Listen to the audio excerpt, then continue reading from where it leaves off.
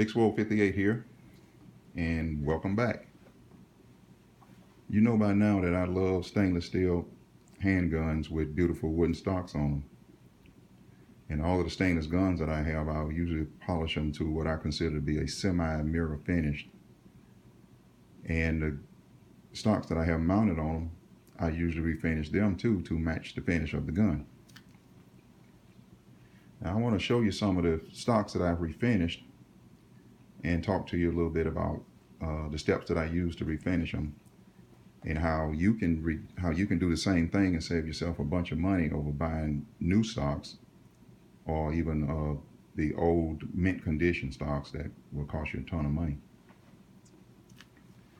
Now when I buy used stocks for my revolvers, I usually buy them off of eBay and or Gun Broker, because they usually have a steady supply of them, and sellers that usually keep those sites replenished routinely. And what I'll do is I'll usually target the ones that are just in need of refinishing, but are in physically good condition. And what I mean by physically good condition is they're not missing, large chunks of wood, or not damaged in any sort of way, other than the finish is just starting to erode off of them. And if you can usually get those for anywhere for just K and L frame target stocks, you can usually buy between $60 and $100, depending on the condition and the figure in the wood. If you're looking for combat stocks, you're usually going to pay about 3 times that. They're usually going to cost you anywhere from about $180 to $225. Now the N frames are usually going to cost you a little bit more than the K and the L frames. Now you can always opt for new and mint condition stocks, and for mint condition stocks you're talking about anywhere from $275 to $350, and for new you're talking $350 to $450. Now I would rather not spend that kind of money. I would rather just go out and buy, or try to find a pair that's refinishable, and pay between $60 and $100 for them, and then refinish them for about less than $2 a piece, or $2 a pair. And for me, that just makes more economical sense. The only thing it really costs you, other than that $2, is about 5 hours worth of time spread out over about a 3 to 4 day period. So you're talking about just a little bit over an hour a day, and for less than $2 you can refinish these stocks from used and beaten to a pair that you will be extremely happy with and would be appropriate for any type of gun, whether it be new or vintage or whatever it may be. So I want to show you and talk a little bit about some of the stocks that I've refinished. Now on this pair, this is a Smith & Wesson 686, and this is a pair of K and L frame target stocks. I bought this pair on eBay. I think I paid about $70 for them, and they were in good physical condition. The only thing was wrong with them is that the finish was pretty worn, and they had just a little slight amount of wear on them, nothing that wasn't easily correctable. Now one of the things that I look for when I buy these stocks is I try to make sure that the checkered areas are in real good shape, and they're not missing any wood, or the checkering itself is not damaged. You really can't repair that. So I just want to make sure that that's in really good shape. You want to make sure, especially around the edges, right around here, that it's not missing wood, because that's usually what you see. Those are the damage areas that you normally see on these stocks. Around the edges and the bottoms, a lot of times you're going to see a lot of little nicks and dents and dings, and that's normal. You got to remember, these stocks are 30, 40, 50 years old. And if many of them been used or just put in toolboxes, you're going to find a little bit of damage on them. But anything that's correctable is okay. I always look to make sure that the medallions aren't damaged and they're not just corroded, and that you don't have cracks. And usually if there's cracks in these stocks, it's usually going to come in the thinnest area right along here, and they're going to run back toward the medallions. And you'll see that on both sides. You need to look for that on both sides, especially right around these speed loader cutouts. They'll crack right along these thin areas here if it's going to be cracked, and it'll usually run back toward the medallions. One of the major problems that you'll see with these is they'll try to take the stocks off, and they'll use the wrong size screwdriver, and it'll damage the wood around these screw holes. And they'll be missing chunks of wood, or the holes will be, elongated or kind of wallowed out a bit, and you can't put that back. It's just almost impossible to repair. And that's pretty much all you need to look for on them. Other than that, they usually, if you can find some that don't have that damage, they're pretty easy to refinish. Now, my refinishing technique involves 4 steps. Step 1 is I remove the old finish, and that could be either with chemical means or with abrasive means. I'll usually take a look at the stocks and determine which one I believe is best at that time.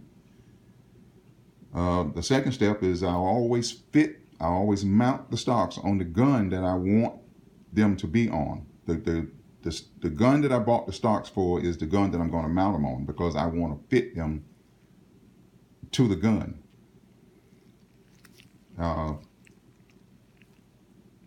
In that process, I'll usually sand and true up the bottoms so that they're smooth and fit well to one another, as well as along the panel seams here where they fit together. I'll also be able to identify and determine where, if any high spots or flat spots that I need to sand over in order to try to smooth the transitions. A lot of these stocks that were made by Smith & Wesson, they have, flat spots and lumps along this area on both sides. They have flat spots and real sharp or acute transitions to this sloping area here, and it'll be flat a lot of times right along here. Same thing on the other side, usually right here in this area and right along this part. So I'll usually correct that, and then I'll make sure that the stocks just overall fit well on the gun, that there's nothing overhanging the back strap. And I'll just take and correct that with sandpaper. And that pretty much concludes the fitting. And the third step is I take the stocks off the gun and I'll apply the finish. And my preferred finish is I'll use either polyurethane or true oil. Now, you can get polyurethane in several different finishes: satin, semi-gloss, and gloss. I prefer gloss. And true oil, you can determine the amount of gloss that you want in that finish just by the number of applications that you use. And when that's done, I'll usually wet sand the finish and polish it, and then I'm done. So it doesn't take a lot of time. It's just kind of meticulous, and like I said, it takes you about 4 to 5 hours on a pair, but that's spread out over about a 3 or 4 day period. About 3 to 4 days. Most of the time you spend is waiting for your finish to dry in between coats. One of the things I've discovered about most of these wooden stocks, especially the ones from Smith & Wesson, is they use really good, highly figured, high quality hardwood. And you don't have to reapply stain to these stocks when you finish them. The wood itself has beautiful color, and there's no need to apply any stain to them. You just need to refinish them, and that any kind of oil-based finish is going to make that grain pop, just like these. The bottoms are true, and they have beautiful grain on them, and you really don't have to do much to them. The one thing you have to be careful about is you don't want to apply too much finish, no matter what kind you're using, to these checkered areas. Because if it tends to want to pool in the valleys, and if it becomes too shallow, you'll lose a lot of the grippage that these checkered areas provide. I usually limit my coats to 2, maybe 3 at the most. It depends. And I'll be real mindful about looking at it to make sure that I don't overcoat them. And this is how they turn out. I mean, really, really beautifully. Really beautifully. Really nice wood figure. Nice, fine furniture quality finish. And these are done with gloss polyurethane.